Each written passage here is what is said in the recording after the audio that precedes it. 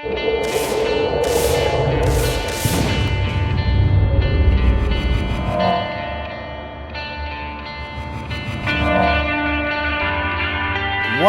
is Bitcoin? It seems to be gaining momentum day by day. New online currency for the world.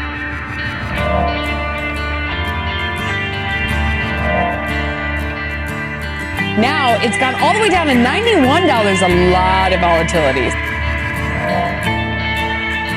Bitcoin and other cryptocurrencies have earned quite a bit of attention over the past few years. Bitcoin at Mt. Gox broke into 4 digits. Many call them the future of money, but a majority of people don't really know much about them. The Bitcoin traded as low as $109 before its death spiral came to a climax. What are cryptocurrencies?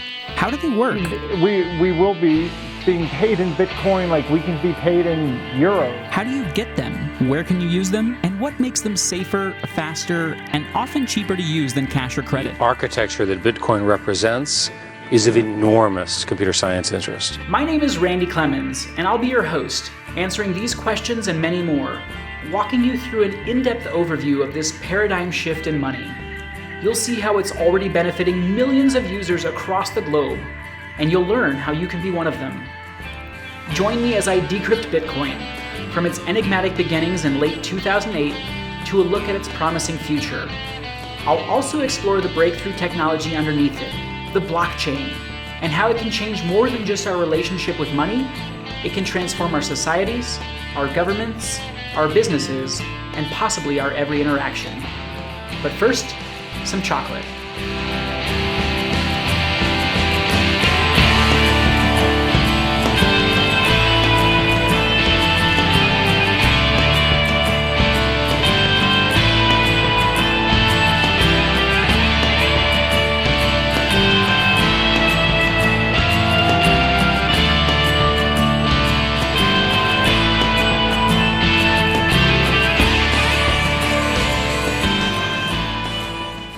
What you just witnessed was a Bitcoin transaction here at my favorite chocolate shop. Just a few taps on our phone screens and the funds were transferred nearly instantly, without any bank or credit card company taking a cut. A little over a year ago, I didn't know a single thing about Bitcoin. I'd heard of it, but that was where my familiarity with it ended. Then, in April 2015, I moved across the country from Southern California to New Hampshire to be part of the Free State Project, a group of over 20,000 pro-liberty activists moving to New Hampshire to create a truly free society with minimal government. It was here that I first saw Bitcoin being used, and I quickly got a deep interest in understanding how it worked. I had tons of questions, but as I learned more, I began to see that Bitcoin was more than just a convenient way to send money to anyone anywhere. It also reduces the cost and friction of international commerce, and presents a viable alternative to the world's troubled currency markets. The idea for Bitcoin and its underlying blockchain technology were published in October 2008 by an anonymous user or group of users under the pseudonym Satoshi Nakamoto. Just a few short months after Nakamoto proposed the Bitcoin network, he officially launched it, releasing an open-source Bitcoin software client and mining the first block of Bitcoins, called the Genesis block, on January 3rd, 2009. By the very next year, Bitcoin grew to be the world's top-performing currency, a feat it would repeat in 2011, 12, 13, and 15. Today, there's more than $10 billion worth of Bitcoin in circulation, and millions of Bitcoin transactions occur each day. Digital electronic money transfers have been around for decades, but what sets Bitcoin apart is that it is completely decentralized. No single person or institution controls the Bitcoin network, and its structure, money supply, and transaction record cannot be manipulated by any bank, government, organization, or rogue bad actor. We're going to get into the technical side of how it all works in just a minute. But first, I think it's important to cover a few more of the reasons why people are using Bitcoin, and what excites me most about it. Bitcoin's benefits are being realized on a macro, global scale. The estimated 4 billion people on Earth who currently don't have reliable access to banks can now plug into the global financial network with nothing more than a cell phone that can send text messages. With Bitcoin, you are your own bank. There is no third party holding your funds, no monthly account charges, no overdrafts, no convenience fees tacked on simply for spending or transferring your funds. Fees for Bitcoin transactions typically range from free to just a few cents, and any amount can be sent to anyone, anywhere, in just a matter of seconds. And the best part is that your bank is always open. These low to no fee transactions are already disrupting several markets. Some of the largest relief will be for remittance payments. That's money sent home by people working in other countries. This is a huge economy, with an estimated $580 billion flowing to families in developing countries. That's more than 3 times the size of any official government development assistance, by the way. Banks and companies like Western Union take an average of 9% of that, though it can reach as high as a whopping 16% for something Bitcoin does essentially for free. And Bitcoin is becoming more widely accepted on the local micro level as well. There are numerous large online retailers and a growing number of savvy brick-and-mortar businesses across the world that are jumping on the bandwagon. Tools like Bitcoin debit cards now let people spend their crypto coins anywhere the credit cards are accepted. And several third-party tools have popped up that help Bitcoin users actually save money on their Amazon orders or on gift cards for places like Starbucks and Target. Bitcoin mixes the digital ease of credit card payments with the privacy of a cash sale. With credit cards, you hand over your sensitive private data and account number every single time you buy something. Credit card and bank data centers are constantly warding off cyber attackers, at great cost, though they've been less than successful. In 2015, hackers made off with 80 million names, social security numbers, and other sensitive data from medical insurance giant Anthem Blue Cross. In 2014, a breach at JP Morgan Chase compromised the data of 7 million small businesses and 76 million households. 70 million records from Target in 2013, 56 million from Home Depot in 2014, 77 million records from Sony's PlayStation Network in 2011. The list goes on and on and on. With a decentralized network like Bitcoin, there is no single point to attack, no stored private data to steal, and you don't have to trust any third party to store your funds or information. You are your own bank. There are plenty more reasons why people are using Bitcoin, and we'll cover a few more in this video. But now, I'd like to shift focus and take a look at how Bitcoin works. Now, we're about to get somewhat technical for a minute, because it's very important to talk about how this all functions, but rest assured, just as you don't need to understand the Federal Reserve or economics to spend $1, please know that you don't have to understand any of this to use Bitcoin. We're explaining it, if only because it's fascinating, and it all happens systematically behind the scenes. Let's take a look under the hood. Using my Bitcoin wallet, I scanned the QR code that Dancing Lion Chocolates presented to me. This began the first stage of the transaction, which you can think of like a pre-authorization charge on a credit card. My wallet broadcast a message to the Bitcoin network, thousands of independent computers, called nodes, that are located across the world. Rather than having one central party control a private ledger, each node on the Bitcoin network maintains its own copy of the blockchain, a distributed public ledger, which some have called the biggest thing since the internet. Transactions in the physical world and the digital world rely on ledgers for accurate record keeping. Think of ledgers as the behind-the-scenes balance sheets that help keep track of the world's assets. And that doesn't just mean your money. Your car registration, your house deed, the terms of your cell phone contract, these are all stored in ledgers. At its essence, the blockchain keeps track of every Bitcoin transaction that's ever taken place, and it enables what is called distributed consensus. Each node on the network can mathematically verify that the ledger is accurate and has not been altered, and each node can see that the copy of the blockchain they are using matches the blockchain data that other independent nodes are using. There is no central party controlling the ledger. It only gets updated by the consensus of nodes around the world. This is why Economist magazine dubbed the blockchain the trust machine. To pre-authorize a transaction, my wallet sends a message to the Bitcoin network with 3 things: my wallet address, the amount of Bitcoin to be sent, and the recipient's address. The blockchain ledger is then checked to verify that I am the owner of the account and that I have these funds available. Verifying that there are enough funds in any account is easy enough. Again, the blockchain is a public ledger, so anyone can view how much Bitcoin is in any address at any time. So everyone knows exactly how much money everyone else has? Not quite. Bitcoin addresses are long strings of numbers and letters. No names or personal data are revealed in these transactions, which helps ensure relative privacy, even with the complete transparency that a blockchain provides. But to verify that I am in fact the owner of these funds, and to prevent others from using them by simply typing in my address as their own, Nakamoto built in a private key function that serves as a digital signature.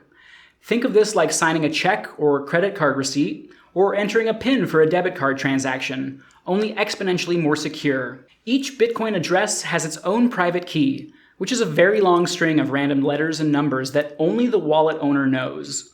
Think of it as a super password.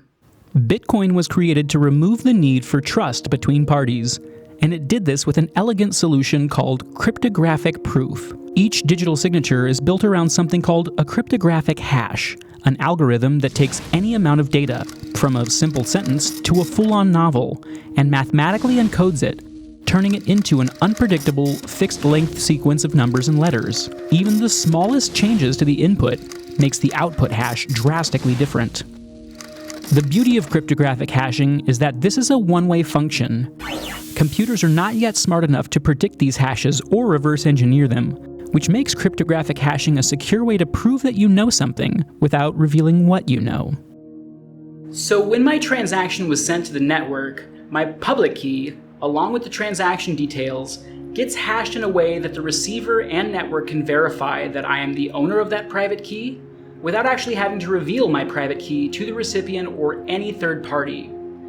The buyer needn't worry that their account will be hacked or frozen, that their sensitive personal data will be stolen, or that their shopping habits will be tracked. And the seller needn't trust that the funds won't arrive, that a check won't clear, or that there will be a chargeback. Again, no trust is needed. It's all mathematically proven. Anyone who tried to create a bogus transaction would quickly be thwarted. Without knowing my private key, their hashed digital signature would not match mine, which would cause their attempt to get rejected by the network and fail. This pre-authorization stage takes only a few seconds or less. Once the nodes have confirmed that I am the owner of the account and that I have the funds necessary, the transaction moves on to a group of users called miners, who ultimately confirm and finalize every exchange. Miners around the world are constantly collecting groups of these new pending transactions, organizing them into new candidate blocks to confirm and add to the blockchain ledger, with each block built upon the last. But how do so many participants agree on what block comes next? Mining solves the crucial task of reaching consensus among numerous parties by using a lottery system called proof of work that has miners competing to be the first to solve very complex mathematical puzzles. To assemble a new block, a miner gathers a number of pending transactions and puts them through a series of cryptographic hashes. But since outputs from a hash are impossible to predict, miners are essentially engaged in a guessing game. Imagine you had a mining computer running at home, and it was trying to include my transaction in the newest block. Your miner would take the digital signature from the last confirmed block on the blockchain and hash it with a collection of pending transactions and several other pieces of information. Bitcoin is designed so that it takes about 10 minutes for a miner on the network to find a solution and create a new block. And to maintain this rate, the difficulty of finding the right answer automatically adjusts approximately every 2 weeks. When a block has been mined and confirmed, it also generates a difficulty target for the next block. At that point, your miner and every other mining computer on the network is in a race to assemble a block that yields a hash value lower than the target number generated from the previous block. These targets are complex hexadecimal numbers with a long string of leading zeros. Let's say this was the target number from the previous block. After assembling your candidate block, your computer begins hashing all the transaction data with another input, a random number called a nonce, to try to find an output that is lower than that target. And again, because the outputs from hashing are impossible to predict, it takes a heck of a lot of guesses to find a nonce that yields a winning hash. Currently, the entire Bitcoin network collectively makes about 1.5 quintillion guesses per second. That's 1.5 times 10 to the 18th power, or 1.5 billion guesses per second. And yet it still takes 10 minutes for the network to find one nonce that works. Once a nonce is found that produces a hash lower than the target, the successful miner broadcasts its answer to the network as a new block.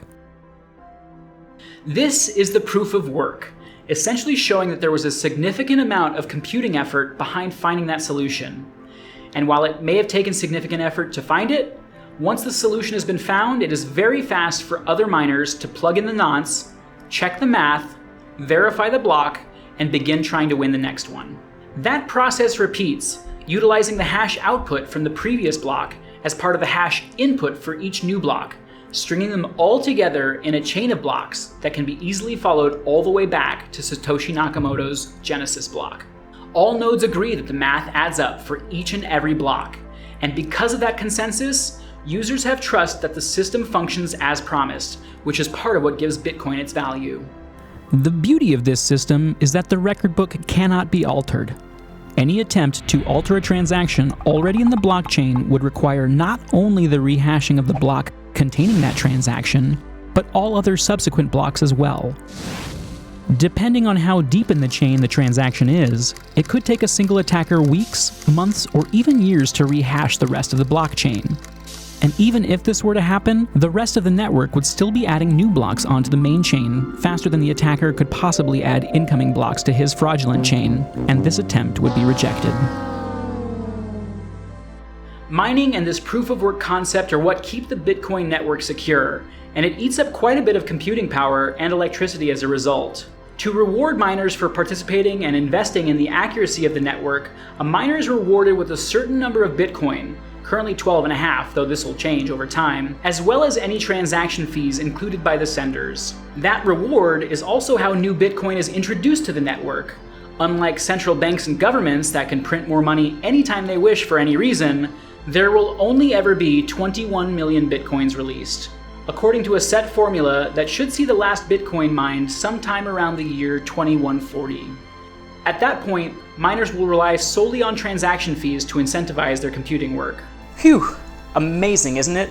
We made it through the technical part, and I want to point out again that all of this is automatic and behind the scenes. To the buyer and seller, it's just a few clicks or taps on a computer or phone, and you're good to go. Now that we've explained how it works, let's take a minute to discuss how people actually get Bitcoin. Yes, mining is one way, though it's not really considered cost-effective to get started mining at this point without significant investment and very low electricity rates. There are plenty of easier ways to get Bitcoin, thankfully. Bitcoin ATMs like this one here in Manchester aren't exactly everywhere like traditional ATMs, but they're popping up in more and more places. Newsstands in several countries like Canada and Australia now offer customers the ability to buy Bitcoin over the counter. For many, the simplest way to get Bitcoin is to just find someone in their area who uses it. There are currently close to 900 local Bitcoin groups around the globe on meetup.com, and a website called localbitcoins.com connects people around the world, allowing them to trade traditional currency or other items like Amazon gift cards for Bitcoin, online or in person. Several free wallet apps like Coinbase, Airbitz, and Mycelium allow users to purchase Bitcoin using a debit card or bank transfer. Perhaps you're someone who sells products online or owns a business, or maybe you've got a blog or media channel that you'd like to monetize. Accepting Bitcoin as payment is extremely easy to set up. In fact, one of the world's largest e-commerce platforms, Shopify.com, has helped thousands of entrepreneurs, crafters, freelancers, and other merchants to take Bitcoin, all with just a few simple clicks. There are also online exchanges where people can buy and sell Bitcoin as the price fluctuates. Just as the values of traditional world currencies rise and fall, so do the values of digital currencies. And these exchanges allow users to speculate on price changes, just like a stock market, complete with short selling, margin trading, lending, and more. This brings up an important point. I've talked a lot about Bitcoin being safe and secure, but several Bitcoin exchanges have seen security breaches in the last few years, namely Mt. Gox and Bitfinex. These heists are like a digital bank robbery, in that when you store your funds with someone else, there's a chance you can lose them. You are only your own bank when you hold your own Bitcoin. When you store your coins with a third party like an exchange, they control the private keys. And if you don't control the keys, you don't have the Bitcoin. You essentially just have an IOU. I definitely recommend reading up on additional security measures if you're looking to hold or trade any amount of Bitcoin that you wouldn't feel safe carrying around if it were cash in your pocket. Once you've got some Bitcoin, there are plenty of places where you can spend it. And there are a few neat services that actually stretch your spending power that I want to tell you about as well. Over 1 million items are available at discount retailer Overstock.com. Got a travel bug? Expedia is ready to book your dream trip with Bitcoin. Microsoft users can buy apps for Windows phones, as well as movies, videos, and video games for Xbox One. Steam, the massively popular video game platform with 125 million users, announced in April 2016 that they too were accepting Bitcoin. Software and hardware vendors like Tiger Direct, Dell, and Newegg are a few of the other bigger names, and several third-party services such as Gift.com and Purse.io allow people to purchase gift cards for all kinds of stores like Amazon and Target using Bitcoin, often at a discount. Critics of Bitcoin like to argue that Bitcoin isn't real because it's digital. Bitcoin, which is there's nothing in the end. It's supposed to be purely self-fulfilling prophecy, purely levitating on itself.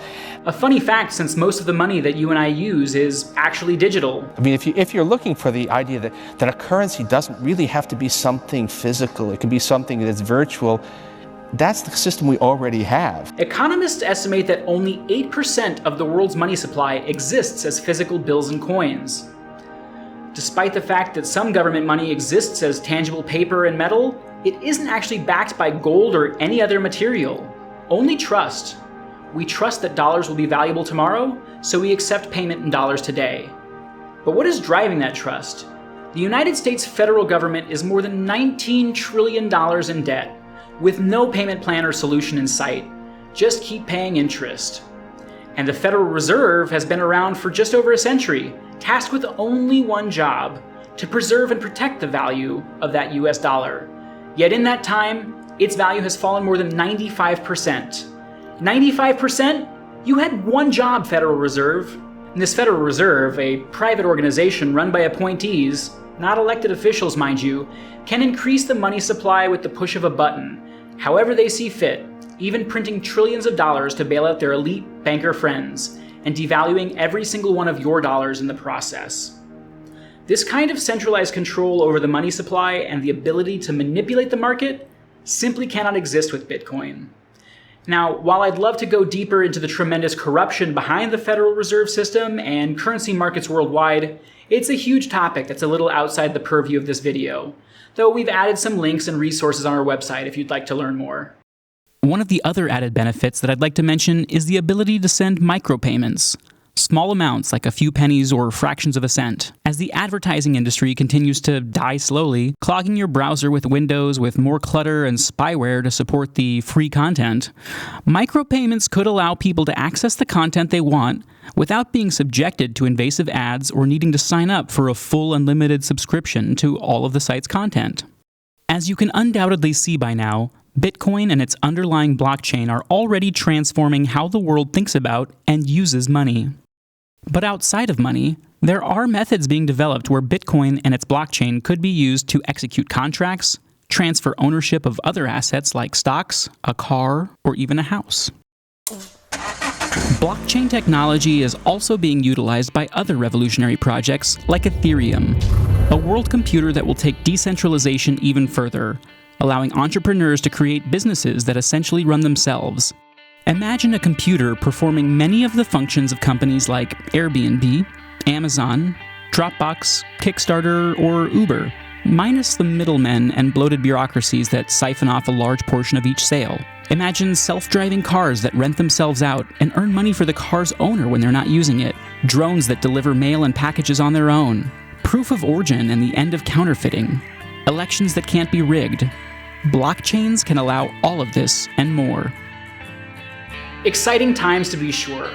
Don't worry if you didn't catch all of this or weren't able to understand it all. It's an extremely complex topic that is still changing minute by minute. But the beauty of Bitcoin is how elegantly all of these complexities are essentially invisible to the user. Sending a Bitcoin to a person standing right in front of me is just as easy as sending it halfway around the world. All it takes is a few simple clicks, and voila, you are your own bank. If you'd like to learn more and access more Bitcoin resources, please check out our website, fifthquill.com/Bitcoin. And if you'd like to make a donation to support our work and future videos, We of course welcome any and all donations to the Bitcoin address you see on your screen. Thanks so much for watching. My name is Randy Clemens, and I love Bitcoin. Change the money, change the world.